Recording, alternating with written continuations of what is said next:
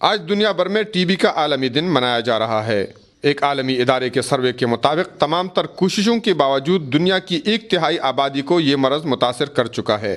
سالانہ 90 لاکھ افراد اس مرض میں مبتلا جبکہ 20 لاکھ افراد اس مرض کے باعث ہلاک ہو رہے ہیں۔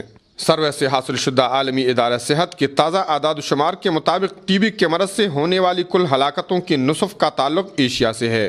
22 ممالک کی ٹی بی فہرست میں پاکستان 8ویں نمبر پر ہے۔ ٹی بی کنٹرول پروگرام کے اعداد و شمار کے مطابق پاکستان میں ٹی بی کے مرض سے سالانہ 63,000 افراد ہلاک ہوتے ہیں۔ ملک بھر میں ٹی بی کے مرض کو کنٹرول کرنے کے لیے مختلف غیر سرکاری تنظیمیں سرگرم عمل ہے۔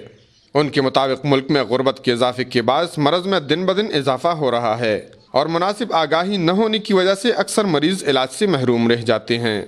ٹی بی کے مرض سے بچاؤ اور مکمل چھٹکارا حاصل کیا جا سکتا ہے، تاہم ضرورت اس امر کی ہے کہ مرض کو بگڑنے سے قبل ہی متعلقہ اداروں تک رسائی کی جائے۔ کیمرہ مین محمد جان دلسوز کے ساتھ کفایت اللہ، اے نیوز چارسدہ۔